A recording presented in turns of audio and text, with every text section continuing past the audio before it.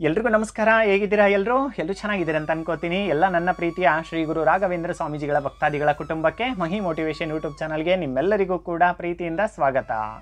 ಸ್ನೇಹಿತರೆ, ಈ ಒಂದು ವಿಡಿಯೋದಲ್ಲಿ ಅಕ್ಷಯ ತೃತೀಯ ಒಂದು ವಿಶೇಷತೆ ಏನು ಅನ್ನೋದ್ರ ಬಗ್ಗೆ ತಿಳಿಸ್ಕೊಡ್ತಾ ಇದ್ದೀನಿ. ಯಾಕಂತಂದರೆ ಇದೇ ತಿಂಗಳು 30ನೇ ತಾರೀಕು ನಮಗೆ 30/4/2025 ಬಂದಿರತಕ್ಕಂತಹ ಏಪ್ರಿಲ್ 30ನೇ ತಾರೀಕು ಬಂದಿರತಕ್ಕಂತಹ ಅಕ್ಷಯ ತೃತೀಯ ಒಂದು ಮಹತ್ವ ಏನು ಅನ್ನೋದ್ರ ಬಗ್ಗೆ ತಿಳಿಸ್ಕೊಡ್ತಾ ಇದ್ದೀನಿ. ಜೊತೆಗೆ ಈ ಒಂದು ಸಣ್ಣ ಕ್ಲಾರಿಟಿ ಕೂಡ ತೊಗೊಂಬಿಡಿ. ತುಂಬ ಜನಕ್ಕೆ ಏನಾಗಿದೆ ಅಂದರೆ ಅಕ್ಷಯ ತೃತೀಯ ದಿನ ನಾವು ಒಡವೆನೇ ತಗೋಬೇಕು ಅನ್ನೋದು ಫಿಕ್ಸ್ ಆಗಿಬಿಟ್ಟಿದೆ. ಒಡವೆ ತೊಗೊಂಡ್ರೆ ಮಾತ್ರ ಒಳ್ಳೆಯದಾಗುತ್ತೆ ಅನ್ನೋದ್ರ ಬಗ್ಗೆ ಇದೆ. ಮೊದಲು ದಯವಿಟ್ಟು ಇದನ್ನು ತೆಗೆದುಬಿಡಿ ತಲೆಯಿಂದ. ಯಾಕಂತಂದರೆ ಒಡವೆನ ತೊಗೊಳ್ಳಿ, ದುಡ್ಡಿರೋರು ತೊಗೊಳ್ಳಿ. ಇವತ್ತು ಏನಾಗಿದೆ ಅಂದರೆ ಕೆಲವ್ರ ಮನೇಲಿ ತುಂಬ ಬಡತನ ಇರುತ್ತೆ. ಊಟಕ್ಕೂ ಕೂಡ ಅವ್ರಿಗೆ ಏನಂತಂದರೆ ಒಂದು ಊಟಕ್ಕೂ ಕೂಡ ಕಷ್ಟ ಆಗುವಂಥದ್ದಿದೆ. ಕೆಲವ್ರ ಮನೇಲಿ ಹಠ ಮಾಡ್ತಾ ಇದ್ದಾರೆ, ಕೆಲವರು ಕೊಡಿಸ್ಲೇಬೇಕು ನನಗೆ ಅಂತ. ಇವತ್ತು ನೋಡಿದ್ರೆ ಬಂಗಾರದ ರೇಟು ಗಗನಕ್ಕೇರಿದೆ, ಆಯಿತಾ. ಇನ್ನು ಕೆಲವರು ಸಾಲ ಮಾಡಿ ಬಾಧೆಯಿಂದ, ಇನ್ನು ಕೆಲವರಿಗೆ ಏನಾಗಿದೆ ಅಂದರೆ ಇಷ್ಟು ಬಾಯ್ಬಿಟ್ಟು ಕೇಳ್ತಾ ಇದ್ದಾರೆ ನಮ್ಮ ಮನೇಲಿ, ನಾನು ಕೊಡ್ಸೋಕ್ಕಾಗ್ತಾ ಇಲ್ಲ ಅಂತ. ಕೆಲವರು ತುಂಬ ನೊಂದ್ಕೊಂಡು ಏನಾದರೂ ಮಾಡ್ಕೋಬೇಕಂತ ಕೂಡ ನಿರ್ಧಾರ ಮಾಡೋರು ಇದ್ದಾರೆ. ಎಲ್ಲರ ಸಮಸ್ಯೆ ಒಂದೇ ರೀತಿ ಇರೋದಿಲ್ಲ, ಆಯಿತಾ. ಆ ರೀತಿ ನಿರ್ಧಾರ ಮಾಡೋರು ಕೂಡ ಇದ್ದಾರೆ. ಆದರೆ ಈ ದಿನ ಇದೆ ಅಲ್ವಾ, ಒಡವೆನೇ ತೊಗೋಬೇಕನ್ನೋದಿಲ್ಲ. ಇರೋರು ತೊಗೊಳ್ಳಿ, ಬೇಡ ಅಂತ ನಾನು ಹೇಳ್ತಾ ಇಲ್ಲ, ಒಳ್ಳೆಯದೇ. ಆದರೆ ಒಡವೆ ತೊಗೊಂಡ್ರೇ ಒಳ್ಳೇದಾಗುತ್ತೆ ಅನ್ನೋದಲ್ಲ. ಈ ದಿನ ಇರುವಂಥದ್ದು ವಿಶೇಷತೆ ಏನಂತ ಅಂದರೆ, ಹಿಂದೂ ಧರ್ಮ ಗ್ರಂಥಗಳ ಪ್ರಕಾರ ನಾವು ಮಾಡುವಂಥ ದಾನಕ್ಕೆ ವಿಶೇಷವಾದಂಥ ಮಹತ್ವ ಇದೆ, ಆಯಿತಾ. ಯಾರ್ದೆಲ್ಲ ಕೋರಿಕೆಗಳಿರುತ್ತೆ ನೋಡಿ, ಮಕ್ಕಳಾಗಿಲ್ಲ ಅನ್ನೋದಿರುತ್ತೆ, ಜಾಬ್ ಆಗ್ತಾ ಇಲ್ಲ ಅನ್ನೋದಿರುತ್ತೆ, ಸಾಲದ ಬಾಧೆ ಅಂತ ಇರುತ್ತೆ, ಇನ್ನು ಏನೇ ಇರಲಿ, ಆರೋಗ್ಯ ಸರಿ ಇಲ್ಲ ಅಂತ ಇರುತ್ತೆ. ಏನೇ ಇರಲಿ, ಈ ದಿನ ನಾವು ವಿಶೇಷವಾಗಿ ಮಾಡುವಂಥ ದಾನಕ್ಕೆ ತನ್ನದೇ ಆದಂಥ ಒಂದು ಮಹತ್ವ ಇದೆ. ಯಾರಿಗಾನ ನೀವು ಹೊಟ್ಟೆ ಹಸ್ಕೊಂಡವ್ರಿಗೆ ಊಟ ಕೊಡಿಸಿದ್ರಿ ಅಂತ ಅಂದ್ಕೊಳ್ಳಿ, ಆಯಿತಾ. ಹೊಟ್ಟೆ ಹಸ್ಕೊಂಡವ್ರಿಗೆ ಊಟ ಕೊಡಿಸಿದ್ರು ಕೂಡ ನಿಮ್ಮ ಮನೇಲಿ ಅನ್ನಕ್ಕೆ ಕೊರತೆ ಬರಲ್ಲ.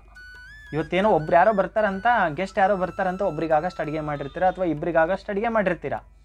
ಆದರೆ ನೀವು ಅಕ್ಷಯ ತೃತೀಯ ದಿನ ಯಾರನ್ನು ಹೊಟ್ಟೆ ಹಸ್ಕೊಂಡವ್ರಿಗೆ ಊಟ ಕೊಡಿಸೋದಾಗಲಿ ಅಥವಾ ಏನಾದರೂ ಒಂದು ಒಳ್ಳೆಯ ಕೆಲಸಗಳನ್ನ ಮಾಡೋದಾಗಲಿ, ಅನ್ನದಾನಕ್ಕೆ ತುಂಬಾ ಮಹತ್ವ ಇದೆ ಈ ದಿನ, ಆಯಿತಾ.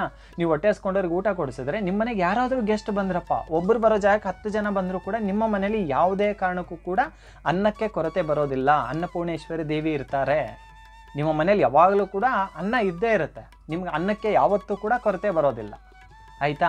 ಜೊತೆಗೆ ಈ ದಿನ ಮಾಡಬೇಕಾದಂಥದ್ದು ಏನಂದರೆ, ನಾವೆಲ್ಲರೂ ಕೂಡ ಪ್ರೀತಿಯ ರಾಯರ ಭಕ್ತರಲ್ವ. ಬುಧವಾರ ಬಂದಿದೆ ನಮಗೆ, ಬುಧವಾರ ದಿನ ಮಾಡುವಂಥದ್ದು. ಆದರೆ ಬಂಗಾರನೇ ತೊಗೋಬೇಕನ್ನೋಂಥದ್ದಿಲ್ಲ. ಕೆಲವ್ರಿಗೆ ಏನಾಗ್ಬಿಟ್ಟಿದೆ ಅಂದರೆ, ಈ ದಿನ ಬಂಗಾರ ಜಾಸ್ತಿ ತೊಗೊತಾರೆ, ಒಡವೆಗಳನ್ನ ಜಾಸ್ತಿ ತೊಗೊತಾರೆ ಅಂತ ಅದರ ರೇಟ್ ಕೂಡ ಗಗನಕ್ಕೆ ಏರ್ತಾ ಇದೆ. ಕೆಲವರಿಗೆ ಎಲ್ಲೋ ಒಂದು ಕಡೆ ಕಹಿ ಸತ್ಯಗಳು ಏನಂತ ಅಂದರೆ, ಕೆಲವ್ರಿಗೆ ಬಿಸ್ನೆಸ್ ಆಗಿದೆ, ಆಯಿತಾ. ಅದರಿಂದ ಬೆಳಬೇಡಿ, ತೊಗೊಳ್ಳಿ, ದುಡ್ಡಿರೋರು ತೊಗೊಳ್ಳಿ. ನಮ್ಮ ಮನೇಲಿ ಕೊಡಿಸೋದೇ ಈ ಸಮಯದಲ್ಲಿ ನೀವು ಹಿಂಗೆ ಹೇಳ್ಬಿಟ್ರಿ ಅಂತ ಅನ್ಬೇಡಿ, ತೊಗೊಳ್ಳಿ. ಕೊಡಿಸೋರಿದ್ರೆ ಕೊಡಿಸಿ, ತುಂಬಾ ಒಳ್ಳೆಯದು, ಆಯಿತಾ. ಕೊಡಿಸೋದು ಕೂಡ ತುಂಬಾ ಒಳ್ಳೆಯದು. ಆದರೆ ನೀವು ಮಾಡುವಂಥ ದಾನ ಧರ್ಮಗಳಿಗೆ ವಿಶೇಷವಾದಂಥ ಮಹತ್ವ ಇದೆ. ಆದರೆ ಕಾಡಿಬೇಡಿ, ಮನೆಯಲ್ಲಿ ಅವರಿಗೆ ತಂದು ಕೊಡಲೇಬೇಕಂತ ಆಗಲಿ, ಮನೇಲಿ ತಂದೆ ತಾಯಿಗಳಿಗಾಗಲಿ ಯಾರಿಗಾಗಲಿ ತಂದು ಕೊಡಲೇಬೇಕು, ನನಗಂತ ಏನು ಮಾಡಿದ್ದೀರಾ ನೀವು ಅಂತ ಅವ್ರ ಹತ್ರ ಇಲ್ಲದೇ ಇದ್ರೂ ಕೂಡ ಪೀಡಿಸ್ಬೇಡಿ. ಇದ್ದರೆ ನೀವು ಆಟ ಮಾಡಿ ತೊಗೊತಿರೋ, ಹೆಂಗೆ ತೊಗೊತಿರೋ ನಿಮಗೆ ಬಿಟ್ಟಿದ್ದು. ಆದರೆ ಮನೆ ಪರಿಸ್ಥಿತಿ ಅಷ್ಟೊಂದು ಇಲ್ಲ ಅಂತಂದರೆ ದಯವಿಟ್ಟು ಕೈ ಮುಗಿದು ಹೇಳ್ತೀನಿ, ಒತ್ತಾಯ ಮಾಡ್ಕೋಬೇಡಿ ಅವರಿಗೆ, ಆಯಿತಾ. ನಿಮಗೆ ಬರೋ ವರ್ಷದಲ್ಲಿ ನೀವು ನಿಮ್ಮ ಆಸೆ ಕನಸು ನೀವು ಏನೇನೆಲ್ಲ ತೊಗೋಬೇಕಂತಿದ್ರೋ ಅದೆಲ್ಲ ತೊಗೊಳಂಗೆ ಶ್ರೀ ಗುರು ರಾಘವೇಂದ್ರ ಸ್ವಾಮೀಜಿಗಳು ಮಾಡೇ ಮಾಡ್ತಾರೆ. ಆದರೆ ಈ ಒಂದು ಕೆಲಸವನ್ನು ಮಾಡಿ, ನೀವು ಮಾಡೋದೇ ಆಯಿತು ಅಂದರೆ ನಾನು ಹೇಳುವಂಥ ಕೆಲಸವನ್ನು ಮಾಡಿ. ಬುಧವಾರ ಬಂದಿದೆ ಅಲ್ವಾ, ಅಕ್ಷಯ ತೃತೀಯ ಬುಧವಾರ ಬಂದಿದೆ 30ನೇ ತಾರೀಕು. ಆ ದಿನ ಏನು ಮಾಡಬೇಕಂತ ಅಂದರೆ, ನೀವು ರಾಯರ ಹೆಸರಲ್ಲಿ ಯಾರಿಗಾದರೂ ಕೂಡ ಊಟ ಕೊಡಿಸಿ, ಊಟದ ಜೊತೆಗೆ ಏನು ಮಾಡಬೇಕಂತ ಅಂದರೆ, ನೀವು ಅಕ್ಕಿ ಮತ್ತು ಬೆಲ್ಲವನ್ನು ಕೊಡಿ, ತಪ್ಪದೇ ಕೊಡಿ. ಯಾರಿಗಾದರೂ ಕೂಡ ಅವತ್ತಿನ ದಿನ ಏನಿದೆಯಲ್ಲ, ಅಕ್ಕಿ ಮತ್ತು ಬೆಲ್ಲವನ್ನು ಕೊಡಿ. ಇದರಿಂದ ಏನಾಗುತ್ತೆ ಅಂದರೆ, ಯಾರಿಗೆಲ್ಲ ಆರೋಗ್ಯ ಸಮಸ್ಯೆ ಅಂತಿರ್ತೀರ, ಮತ್ತು ಯಾರೆಲ್ಲ ನಮ್ಮ ಒಂದು ಮನೆ ಏಳಿಗೆ ಆಗ್ತಾ ಇಲ್ಲ, ದುಡ್ಡಿಲ್ಲ, ಈ ವರ್ಷ ಅಕ್ಷಯ ತೃತೀಯ ದಿನ ಕೂಡ ನಮ್ಗೆ ಒಡವೆನ ಕೊಡಿಸ್ತಾ ಇಲ್ಲ ಮನೆಯಲ್ಲಿ, ಬರೀ ಇದೇ ಆಯ್ತಲ್ಲ ನಮ್ಮ ಸಮಸ್ಯೆ ಅಂತಿರ್ತೀರಲ್ಲ, ದಾರಿದ್ರ್ಯ ನಿವಾರಣೆ ಆಗುತ್ತೆ, ಉತ್ತಮ ಅಭಿವೃದ್ಧಿ ಕಾಣ್ತೀರಾ ನೀವು. ಇದು ಸತ್ಯವಾಗ್ಲೂ ಕೂಡ ಕಾಣ್ತೀರಾ. ರಾಯರಿದ್ದಾರೆ ಅನ್ನೋದು ಎಷ್ಟು ನಿಜ ನೋಡಿ, ಅಷ್ಟೇ % ಸತ್ಯ ಹೇಳ್ತಾ ಇದ್ದೀನಿ. ನೀವು ಅಷ್ಟು ಬೇಗ ಅಭಿವೃದ್ಧಿನ ಕಾಣ್ತೀರಾ. ಅಕ್ಕಿ ಮತ್ತು ಬೆಲ್ಲವನ್ನು ಕೊಡುವಂಥದ್ದು ಈ ದಿನ, ಆಯಿತಾ. ಈ ದಿನ ತುಂಬ ಉತ್ತಮ, ಆಯಿತಾ. ಊಟ ಕೊಡಿಸಿ, ಬೇಡ ಅಂತ ನಾನು ಹೇಳ್ತಾ ಇಲ್ಲ. ಊಟದ ಜೊತೆಗೆ ಅಕ್ಕಿ ಮತ್ತು ಬೆಲ್ಲವನ್ನು ಮಾತ್ರ ತಪ್ಪದೇ ಕೊಡಿಸಿ, ಆಯಿತಾ. ಇದರಿಂದ ಏನಾಗುತ್ತೆ, ಉತ್ತಮ ಆರೋಗ್ಯ ಕೂಡ ಇರುತ್ತೆ. ಉತ್ತಮ ಆರೋಗ್ಯ ಅಂತ ಅಂದರೆ ಎಲ್ಲ ರೀತಿ ಬಂತು. ಮಾನಸಿಕ ಒತ್ತಡ ಆಗಿರಬಹುದು, ನಿಮ್ಮ ಮನಸ್ಸಲ್ಲಿರ್ತಕ್ಕಂಥ ನೋವುಗಳಾಗಿರಬಹುದು, ಅಥವಾ ನಿಮಗೆ ಯಾವ ಕೆಲಸಗಳಾಗ್ತಾ ಇಲ್ಲ, ನಮಗೆ ಎಲ್ಲೂ ಕೂಡ ನಮ್ಮ ಮೈಂಡೇ ಹೋಗ್ತಾ ಇಲ್ಲ ಬೇರೆ ಕಡೆ ಅನ್ನೋದಾಗಿರ್ಬೋದು. ಅಕ್ಕಿ ಮತ್ತು ಬೆಲ್ಲವನ್ನು ಕೊಡೋದ್ರಿಂದ ದಾರಿದ್ರ್ಯ ನಿವಾರಣೆ ಆಗುತ್ತೆ. ದರಿದ್ರ ಅನ್ನೋದು ಹೋಗ್ಬಿಡ್ತು ಅಂತ ಅಂದರೆ ಲೈಫಲ್ಲಿ ನೀವು ಸಕ್ಸಸ್ಗೆ ನಿಮಗೆ ಆ ದೇವರೇ ಜೊತೆಗಿದ್ದು ಕರ್ಕೊಂಡು ಹೋಗ್ಬಿಡ್ತಾರೆ. ಈ ದಿನ ಅಕ್ಷಯ ತೃತೀಯ ದಿನ ಮುಖ್ಯವಾಗಿ ಅಕ್ಕಿ ಮತ್ತು ಬೆಲ್ಲ ದಾನವನ್ನು ಮಾಡೋದನ್ನು ಯಾವುದೇ ಕಾರಣಕ್ಕೂ ಕೂಡ ಮಿಸ್ ಮಾಡ್ಕೋಬೇಡಿ. ಬೆಳಗ್ಗೆ ಎದ್ದೇಳ್ತೀರ ರಾಯರಿಗೆ, ಮರುದಿನ ನಿಮಗೆ ಬುಧವಾರ ಅಕ್ಷಯ ತೃತೀಯ ಬಂದಿದೆ, ಮರುದಿನ ನಿಮಗೆ ಗುರುವಾರ ಬರುತ್ತೆ ರಾಯರನ್ನು ಪೂಜಿಸೋಕೆ, ಆಯಿತಾ? ನೀವು ಅವತ್ತಿನ ದಿನ ಏನು ಮಾಡಬೇಕಂದ್ರೆ ಮನೇಲಿ ಪೂಜೆ ಮಾಡಿ, ಈರುಳ್ಳಿ ಬೆಳ್ಳುಳ್ಳಿ ಬಿಟ್ಬಿಡಿ. ಬುಧವಾರ ದಿನ ಅಕ್ಷಯ ತೃತೀಯ ದಿನ ಈರುಳ್ಳಿ ಬೆಳ್ಳುಳ್ಳಿನ ತಿನ್ನಬೇಡಿ ಯಾವುದೇ ಕಾರಣಕ್ಕೂ ಕೂಡ.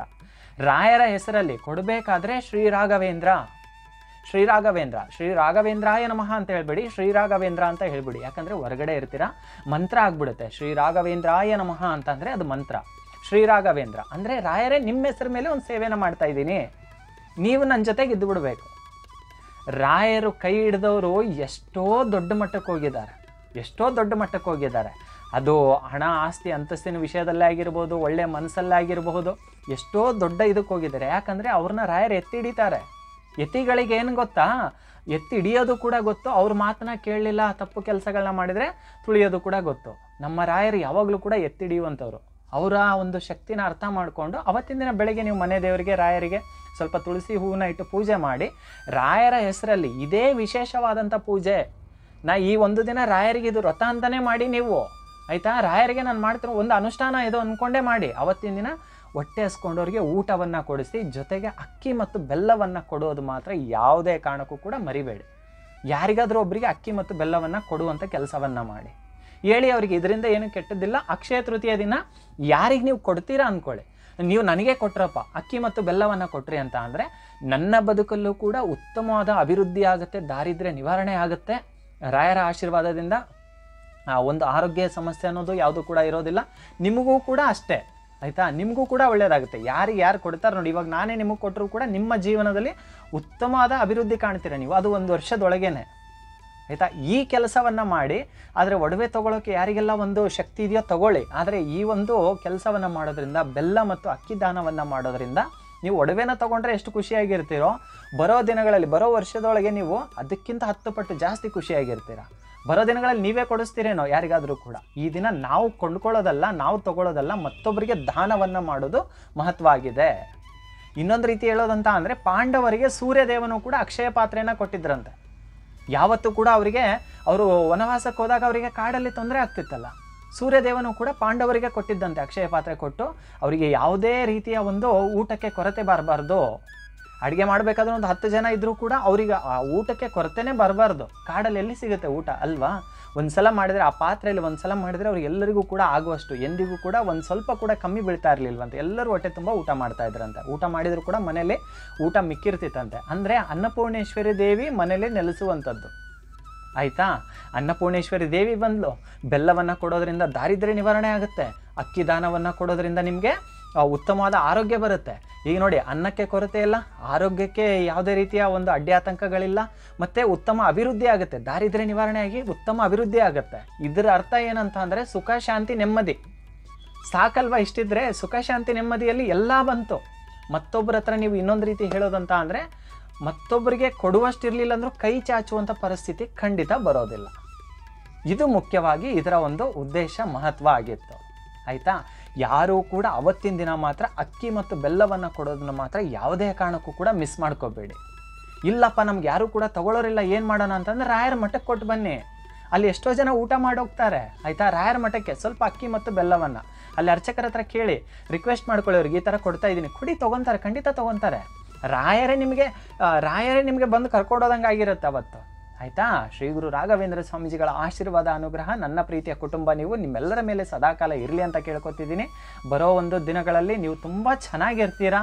ನಾನು ಒಂದು ಒಳ್ಳೆ ಮನಸ್ಸಿಂದ ಹೇಳ್ತಾ ಇದ್ದೀನಿ, ಕೇಳಿಸ್ಕೊಳ್ಳಿ. ನಿಮ್ಮೆಲ್ಲರ ಕಷ್ಟಗಳು ಕೂಡ ದೂರ ಆಗುತ್ತೆ, ನೀವು ತುಂಬ ಚೆನ್ನಾಗೇ ಇರ್ತೀರ. ಪ್ರತಿಯೊಬ್ಬರಿಗೂ ಕೂಡ ರಾಯರ ಅನುಗ್ರಹ ಆಗಲಿ, ಪ್ರತಿಯೊಬ್ಬರಿಗೂ ಕೂಡ ರಾಯರು ಒಳ್ಳೇದನ್ನ ಮಾಡಲಿ, ರಾಯರು ಸದಾಕಾಲ ಜೊತೆಗಿದ್ದು ಕಾಪಾಡಲಿ, ಬೆಳೆಸಲಿ, ನಗ್ನಗ್ತಾ ಇರಿ ಅಂತ ಹೇಳೋಕೆ ಇಷ್ಟಪಡ್ತೀನಿ. ಖಂಡಿತವಾಗ್ಲೂ ಕೂಡ ಒಳ್ಳೆಯದಾಗುತ್ತೆ. ಒಳ್ಳೆಯದಾಗಲಿ. ನಮಸ್ಕಾರ.